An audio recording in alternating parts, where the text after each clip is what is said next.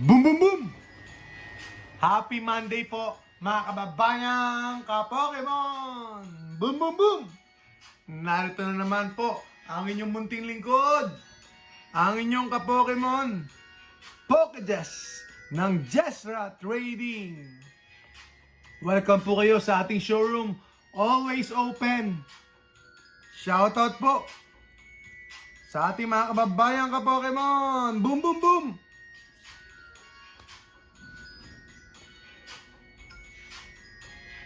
So all-time high na naman tayo. All-time high na naman po tayo sa Pokemon. Sabi ko sa inyo di ba? Sabi ko sa inyo mga kaibigan, Victini, benta ko ng 3,000 pesos. Victini White Flare Black Bolt, 3,000 pesos. Ang dami naghanap ng prismatic natin. Ang dami naghanap ng prismatic natin. Wala na po tayong prismatic na for sale. Wala na po tayong sealed. Ang dami pong bumibili. Left and right ang demand. Ang dami po nag-i-inquire sa ating prismatic ETB. Boom, boom, boom! Sabi ko sa inyo Tapos Blooming Waters. Naku po! Wala na po akong Blooming Waters na available. Kokonti na lang po. Ang sabi ko, mag-save ako. Pero, mga kaibigan, same problem all over again. Same problem all over again. I sold too early and then I bought a little bit of such products. Boom, boom, boom! Yan talaga si Jesra Trading, mga kaibigan. Sabi ko sa inyo mali na naman ako. Mali na naman tayo. I didn't buy enough and then probably I sold too early. I sold too early. Blooming Waters, binenta ko ng 9,000, 10,000. Tapos nakabenta ko ng around 12,000. Boom, boom, boom. Ganun na lang po. Pero yung future ng product na yan, for sure, it is going to be enlightening. Enlightening po, super bright future po ng 151. Ang 151 natin, Japanese, binenta natin yung isa. Nabenta na po. And still going up. Isa na lang po nasa sa akin. Nakakalungkot, pero okay lang. Okay lang po. At saka yung teens natin, iisa na lang din po ang ating teens. Pokemon Center, 1,400 na po ang Pokemon Center. $1,400 na po ang Pokemon Center ETB 151. Marami nagsasabi, paano daw, kung ang 151, who would have known na ito po ay, yung bundle na yan ay magiging 8,500. 8,500 po ang benta natin. Dami na naghahanap. Pero isa lang po ang binenta ko. Mga kaibigan, mga kababayan, ka-Pokemon. Boom, boom, boom! Marami akong 151 na. Nasaan? Hindi. Meron pa ako 151 nasaan? Wala.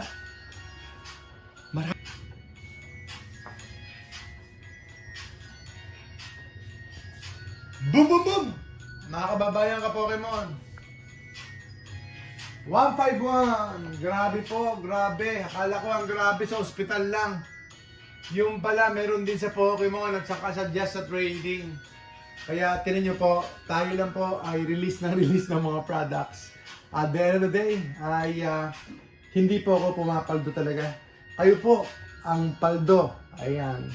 Sa Jesra Trading, kayo ang papaldo. Especially po sa magaling pong maghintay to mining. Kayo po talaga ang papaldo. Ako lang po ay pumapalda. Boom, boom, boom! Comment po kayo! Meron tayong available na iwanan iisa. Naiwanan po, Fusion Strike na iwanan. Baka pwede ito sa 5-2 po. Naiwanan po yung ating Fusion Strike. At saka meron tayong Scarlet Base Set. Happy Monday po, Sir John. Congrats! Boom, boom, boom! Siya po yata yung nanalo ng ating Blastoise. Mga kababayan ka-Pokemon, nasaan kaya yung 151 bundle ko nawawala? May nawawala pa ako 151 bundle. May nawawala akong 151 bundle. Mga kababayan, hanapin mamaya. Hanapin mamaya. May nawawala akong 151 bundle. Saan kaya napunta yun? Saan kaya napunta yung ating 151? Hahanapin ko rito. Hahanapin ko po yung 151 bundle na saan nawawala. Meron pa akong mga around tatlo pa akong 151 bundle. So, may nagsabi, may narinig ako kanina, nag-speculate siya, paano kung yung 151 bundle, it's going to be $500. Naku po, $500, 151 bundle, 25,000 pesos. Grabe.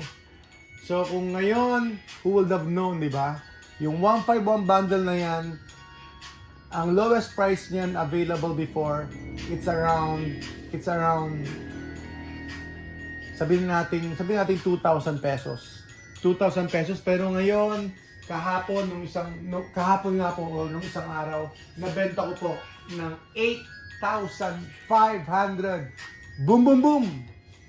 Pero syempre hindi naman yun ang puhunan ko. I'm just saying na ang pinakamababa noon na nabenta ng 151 is around 2,000 pesos or even less.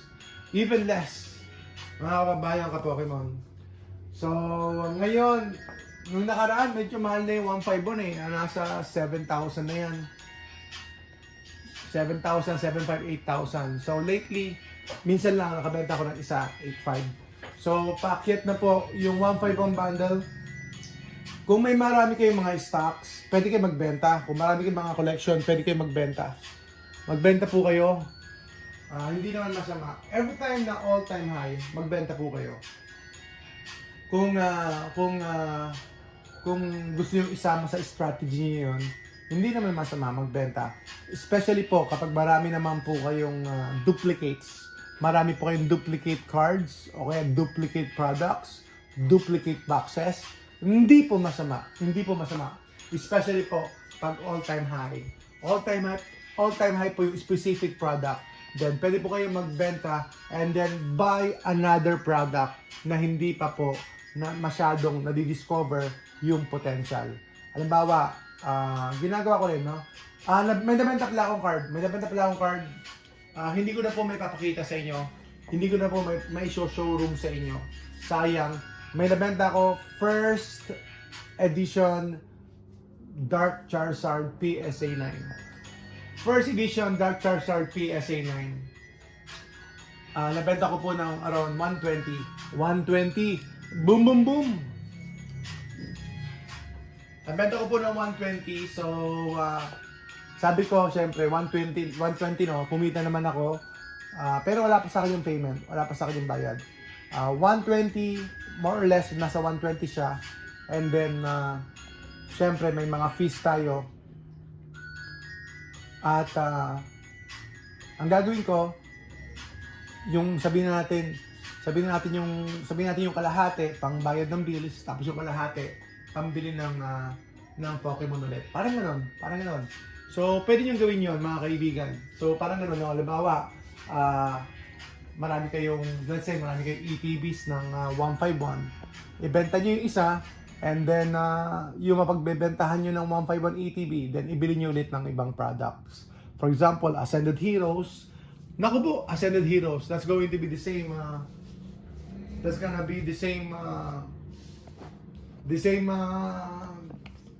pattern. Yan po ang pwedeng mangyari, mga kaibigan. I should have bought more ng SPC. Pero we don't know, baka magkaroon pa ng repeat. Sabi na, restock saan ba yun? I do believe Sam's Club or Costco. So, aabangan na lang yan. Pero, sino mga pagkasabi, diba? Yan na po ang mangyayari. Mga kaibigan, pakitabi na lang po yan. Ito, huwag nyo kakalimutan yan, Mega Charizard. Maganda rin po yan. Mega Charizard. Maganda rin po yan. No doubt about that. Maganda rin po yan. Especially yung presyo niyan, hindi na masama. Hindi na po masama yung presyo niyan, mga kaibigan. Especially if you're here for the long term. So the more, the merrier. Mas masaya po ang wallet niyo at mas masaya po yung misis ninyo. The more the merrier, mapapasaya nyo si misis ninyo. Yung sinasabi nilang laruan, yung pang-i-small nila sa atin, yung hindi nila tayo pinapansin, they don't know what we're doing, tinatawanan nila tayo because this is just paper, parang pambata lang, parang panlaruan lang. Tinatawanan nila tayo, binabash nila tayo, but they don't know this is real money. This is a truly a blessing in disguise, lalo na po sa mga nasa hobby, no? This is truly kinda a livelihood, especially po kapag sineryoso nyo ito, and if you have the funds or if you have the passion to do it, then kabuhayan na po ito. Kabuhayan na po ito. Especially po pag nandito na po yung oras ninyo lahat. Pero I should say, sideline lang muna o kaya hobby lang talaga muna. Yung talagang hobby o may passion po talaga, sila po talaga ang nagiging successful. At sila po talaga ang nakapag-iipon ng maraming mga Pokemon products or collectibles in the long run. So, yun po mga kaibigan, dami nating bashers. What I'm saying is, hindi naman po talaga bashers na sa online, kundi sa family, di ba? Sa family circle, they won't understand. Hindi nila maintindihan yung ginagawa natin. They won't understand this. Especially po pag wala na po sila sa age. Especially po pag may edad na sila or hindi nila linya ito. So, ayan, tuloy lang kayo mga kaibigan. Pero siyempre sa mga millennials, sa mga younger generations, I know, appreciated po ito ng marami sa atin. College, kayo na kami narinig ako, college lang pala yung nagko-content ng Pokemon. So, ano siya, well-versed po siya sa kanyang content. Boom, boom, boom! Tuloy-tuloy lang tayo, no? Huwag niyong pansinin yung negativity, huwag niyong pansinin yung humihila sa inyo pababa, whether an individual, a group, or just an intangible thing. Huwag po kayong magpapatalo. Laban lang, sige lang. Enjoy lang. At saka syempre, i-spend mo lang yung pera na willing to lose ka lang. Hindi mo dapat i-spend yung pera mo, gamitin yung pera mo na for basic needs or for necessities. Syempre, kawawa naman po ang family ninyo. Lalo na this is all speculation. Boom, boom, boom! Alright, sige po. Yes po. Ma'am Maris, grabe na po talaga ang 151. To lose. Lalo na ay taking chances lang tayo dito po sa Ascended Heroes. Mahirap din po ang full rates ng Ascended Heroes natin. Tumataas po ang 151, kahit mga cards tumataas po lahat, pati yung Blastoise SIR tumataas. Ano ba? Lahat po ng 151 ngayon tumataas, mga kababayan ka-Pokemon. Benta tayo ng isang poster. Benta ng poster. Kano kaya? 3,000.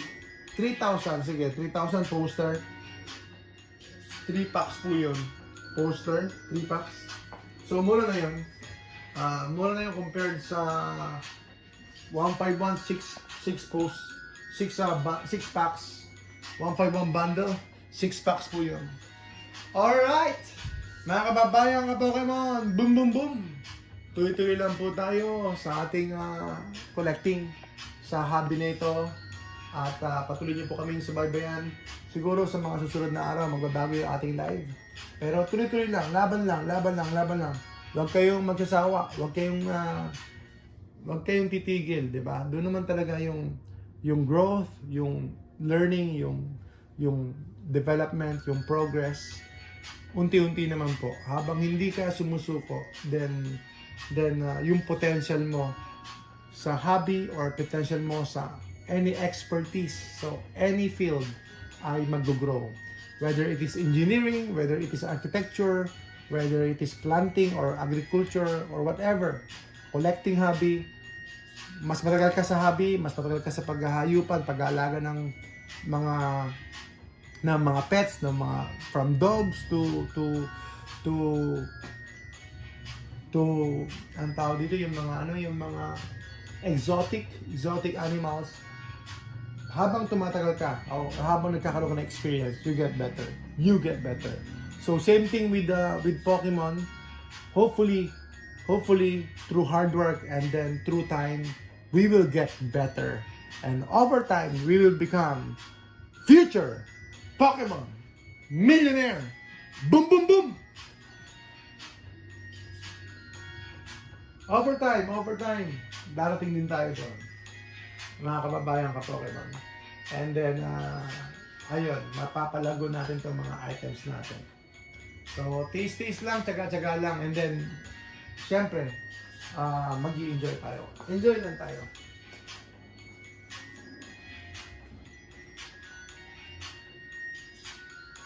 Maraming salamat po sa inyo. Huwag niyong kalimutan mag-comment, huwag niyong kalimutan mag-like, huwag niyong kalimutan mag-share.